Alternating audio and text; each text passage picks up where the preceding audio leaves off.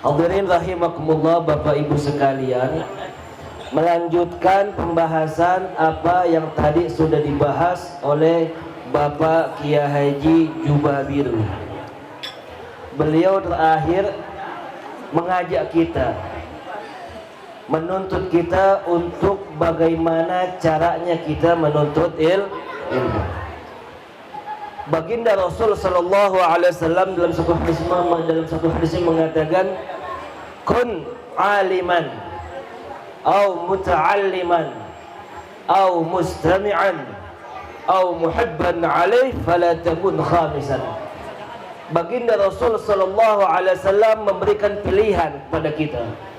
Apa yang baginda Rasul sallallahu alaihi wasallam ajarkan pada kita, apa yang baginda Rasul sallallahu alaihi wasallam perintahkan pada kita sebagai umatnya Nabi Muhammad sallallahu alaihi wasallam. Yang pertama, kun aliman, jadilah kamu wahai umatku menjadi orang-orang yang alim. Bagaimana kriteria orang yang alim? Orang yang alim itu orang yang tahu ilmu agama lalu mengamalkannya. Al-Imam Abu Hamid bin Muhammad Al-Ghazali di dalam kitab Ihya Ulumuddin mengatakan, rajulun, ada 4 orang, ada kriteria 4 orang. Pertama, rajulun yadri wa yadri annahu yadri fadzalika alimun. Kriteria orang yang alim itu bagaimana? Yang pertama, rajulun yadri wa yadri annahu yadri fadzalika alimun. Orang yang tahu, orang yang alim, dan dia sadar bahwasanya dirinya orang alim, mengamalkan ilmunya, maka orang tersebut adalah orang alim. Lalu yang kedua, kriteria yang diriwayatkan oleh Imam Ghazali, rajulun yadri wa la yadri annahu yadri fadzalika na'imun. Ada kriteria orang yang kedua, ada orang tahu, ada orang berilmu, ada orang ulama, tapi dia tidak mau mengamalkan ilmu dan ilmunya tersebut. Maka Al-Imam Ghazali radhiyallahu ta'ala mengatakan, orang tersebut layaknya seperti orang yang lagi tidur.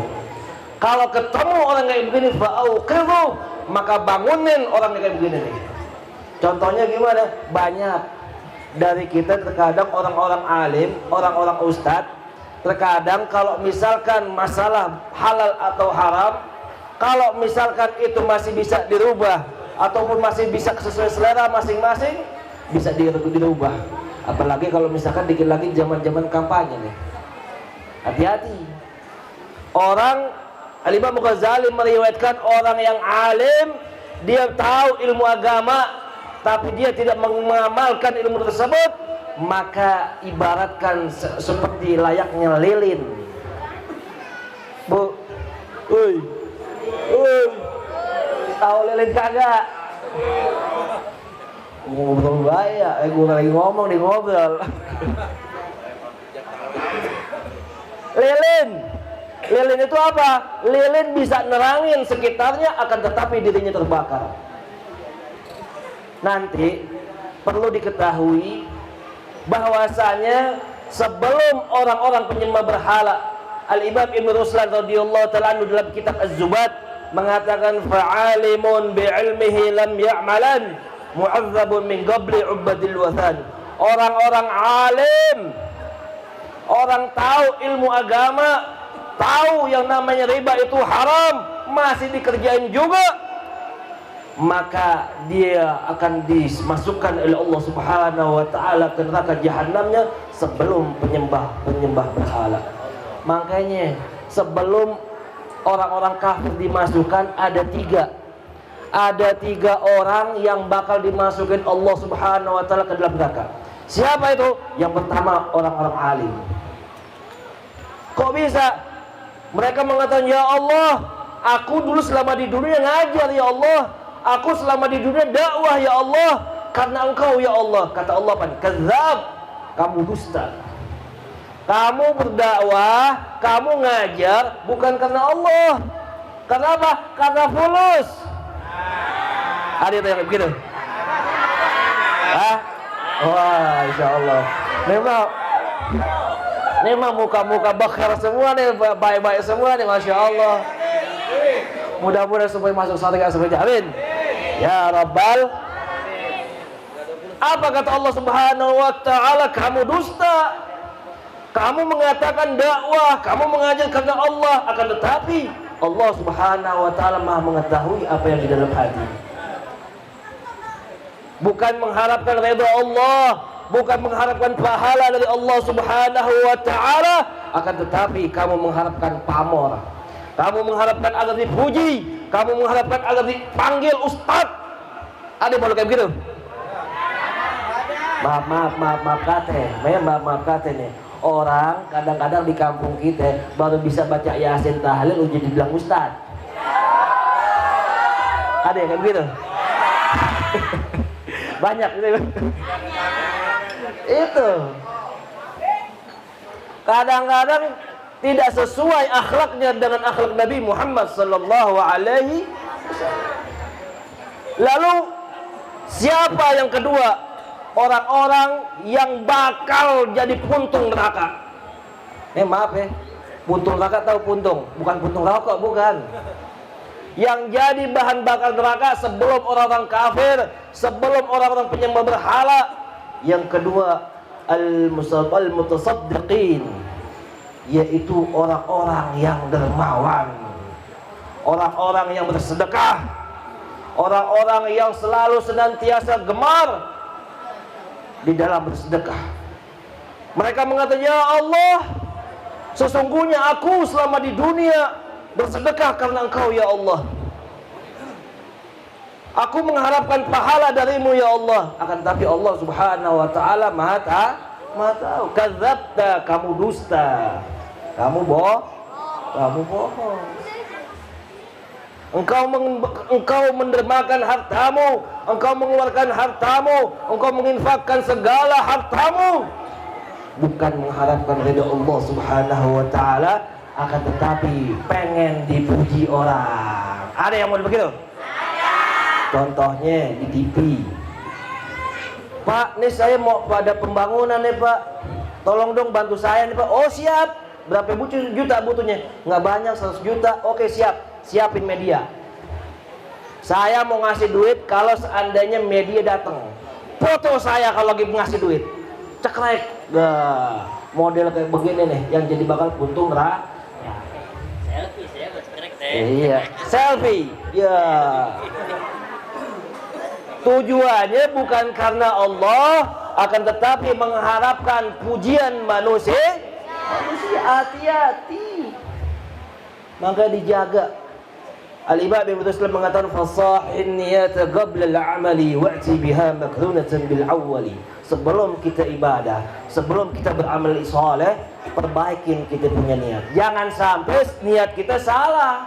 Kalau seandainya niat kita salah, perbuatan akhirat akan tetapi berujungnya menjadi perbuatan dunia. Contohnya sholat. Kita sholat pakai jilbab, pakai kerudung. Pengen apa? Pengen dipandang orang, pengen dipuji orang. Sholat perbuatan akhirat akan tetapi berujung menjadi perbuatan dunia yang tidak menghasilkan apa-apa.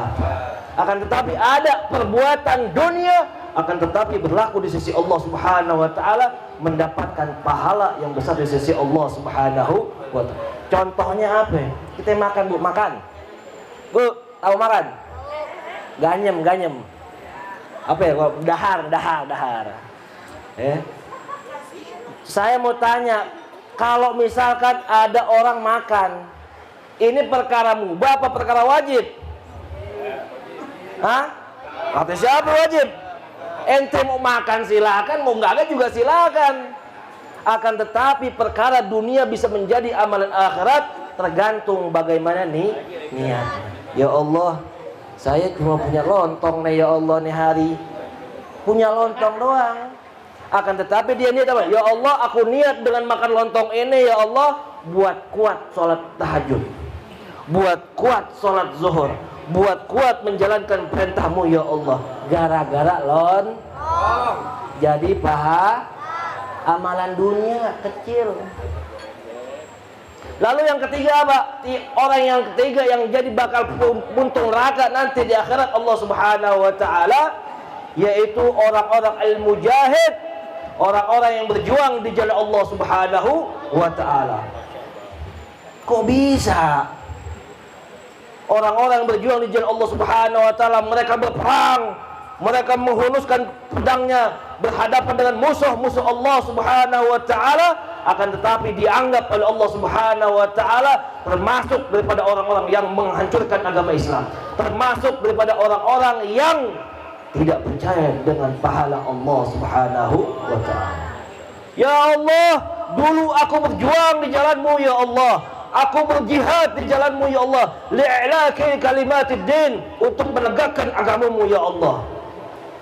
Dijawab oleh Allah, nggak salah. Ente jihad bukan karena aku, kata Allah Subhanahu wa ta'ala. Tapi apa?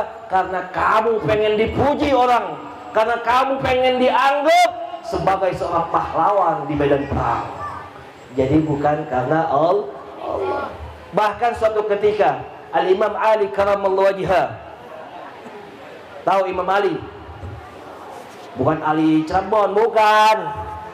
Al-Imam Ali karamallahu wajhah, beliau ketika bertempur, ketika menghadapi musuh, ketika musuhnya udah kalah, tiba-tiba pedang udah disegidin, udah di leher musuh. Apa kata Imam Ali? Ayo, kalau bahasa kita, udah lu nyerah aja deh. Sekarang mau lu apa ya? Ada apa? Ini musuh kagak gimana-gimana. Bukannya nyerah, bukannya minta ampun sama Imam Ali, tidak. Justru malah apa? Ngeludahin Imam Ali. Padahal pedang udah di batang leher itu musuh tuh. Bangsa kayak kita, ini udah habis. Gue cacak tuh orang. Kalau gue ngaji di perkedel tuh orang tuh, udah pedang udah dimari. Pedang udah dimari. Bukannya minta ampun, maaf Imam Ali, saya tobat, kagak. Malah Imam Ali diludahin. Kurang ajar. Nggak lama Imam Ali mengatakan, setelah pedang udah di lehernya, maka Imam Ali meninggalkan orang tersebut. Ditanya, ya Ali, mana tab'al? Ya Ali, lo mau kemana? Bahasa kita. Mana hayang kemana ya? Kau kadi itu, arek naon sia, kan gitu. Imam Ali dipanggil, ya Ali, ngapain ente? Kenapa engkau tidak membunuh aku, sedangkan pedang di tanganmu dan pedang sudah di leherku? Kenapa engkau tidak membunuhku? Apa jawab Imam Ali radhiyallahu taala anhu? Wahai musuh Allah, awalnya tadi aku membunuh karena Allah, karena ingin menegakkan agama Allah, ingin menegakkan kalimatullah, ingin menegakkan agama Rasul sallallahu alaihi wasallam. Tapi pas ketika kamu ngeludahin aku, nafsuku naik. Dan aku nggak mau membunuh karena nafsuku. Maka aku khawatir aku berbuat sesuatu tersebut bukan karena Allah, akan tetapi karena nafsuku yang mengajak, yang menyuruhku, yang menuntutku untuk membunuhmu. Maka aku tinggalkan dirimu.